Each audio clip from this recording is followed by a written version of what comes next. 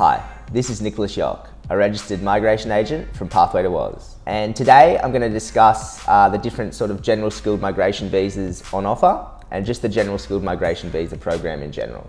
Included in the general skilled migration visas are the Skilled Independent Subclass 189, the Skilled or State Nominated Subclass 190, and the Skilled Regional Subclass 491. The General Skilled Migration Visa Program allows foreigners to migrate to Australia based on the skills and the work experience in the occupation that they have. So you do not need an employer to sponsor your visa for general skilled migration.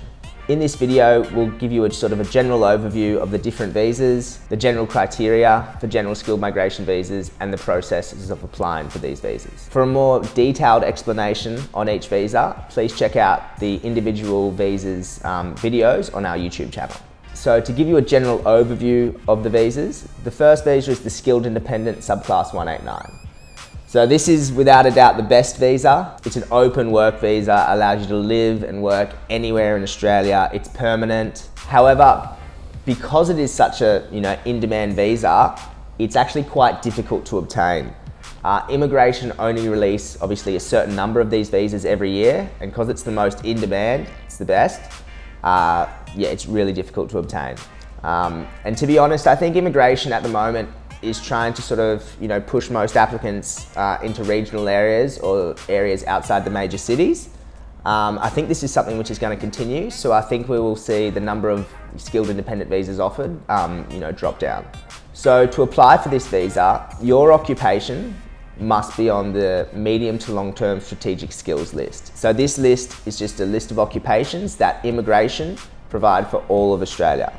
The visa is also completely points tested, meaning the only criteria of applying for this visa is how well you do on the points test. So there's a separate video on the points test, but just in general, on the points test, you were awarded points for things like your age, your English ability, your work experience, your partner's skills, if you've studied in Australia. I think at the moment you need about 90 or 90 plus points to receive an invitation to apply for the skilled migration visa, which is crazy. So I think when I started in immigration, you only needed about 60 points. So it's getting significantly more difficult to get this visa just based off how many points you need and the government cutting the quota of this visa. There are a lot more visas in the general skilled migration pathway that you could consider if you can't reach the points. So the next visa that I want to discuss is the Skilled or State Nominated Subclass 190 visa. So this is probably my favorite visa.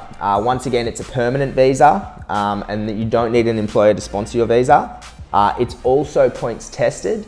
However, in order to be able to apply for this visa, you must be nominated by a state or territory in Australia. Immigration understand that in each state or territory, there could be different demands for occupations, and it allows the states to come up with their own list of occupations which are in demand. So to be able to apply for this visa, your occupation just needs to be on the state occupation list. It doesn't need to be on the medium to long-term list or some other immigration list.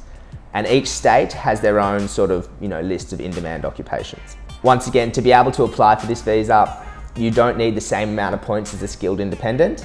The states have identified these occupations as in demand in that state, and consequently, will give invitations to apply for it with significantly less points. For example, I think we had a few applicants go through with as low as about 70 points for certain occupations for the skilled nominated visa. So, the options are out there. Please note, each state does have its own individual state or territory requirements, so that's something you would need to look into. The final visa in the General Skilled Migration Visa Program is the Skilled Regional Visa Subclass 491. So this is initially a 5-year open work visa that transitions into permanent residency. It does not require you to have an employer sponsor your visa. It is points tested, and most importantly, to be able to apply for this visa, you cannot live in Sydney, Melbourne, or Brisbane. So those are the only 3 locations you can't live in. In addition, to totaling the points required for this visa, you must be nominated by a designated state or territory, or a relevant family member. Please note, the relevant family member nomination still requires a huge amount of points, so I'm just going to focus on the state nominated visa. So the process of applying for regional nomination is pretty much the same as the state nominated process. So check out the individual videos on the 491 visa and the 190 visa, which we have, which explains the process in detail. But essentially, your job doesn't need to be on the medium to long-term list. It can be on the state's regional list. And to be honest, applying for this visa, it's probably the easiest visa to apply for. You can get it with significantly less points. In fact, when you apply for this visa, if you do receive a nomination for it, you get an extra 15 points. So we recently had a chef in one of the states get through. He only had 60 points, which is really low. But fortunately, one of the states gave him an extra 15 points and he got up to 75 points and was invited to apply for the visa. So it's for sure the easiest visa to apply for. So moving on to the general skilled migration criteria. So this is fairly simple. Please note the states and territories each have their own requirements if you're going for the state or regional visa. But generally speaking, for all these visas, you must be aged between 18 to 45. You must have a full skills assessment in a relevant occupation. So for the 189, it must be on the medium to long-term list, or for the skilled regional or state nominated, it must be on the state lists. You must have at least competent English, IELTS 6s, or be a native English speaker. You must score a minimum of 65 points on the expression of interest or the points test. Please note, for state nominated, you get an extra 5. For regional nominated, you actually get an extra 15. And you must meet the health and character requirements. All right, so a very brief description of the process of applying for the visa. Firstly, you pass a skill assessment in a relevant occupation. Secondly, you lodge an expression of interest through Skill Select, which is the points test. If you are going for the 491 or the 190, you then wait for the state or regional area to nominate you or to give you an invitation to apply for nomination.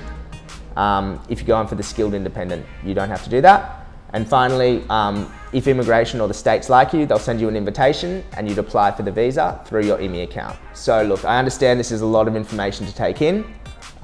This is just a general overview of the general skilled migration visas. For additional details on each visa, check out the individual visa videos. And obviously, if you do want to chat about your individual circumstances, feel free to contact a migration agent at Pathway to Oz, and we'll be able to make that happen. Thank you.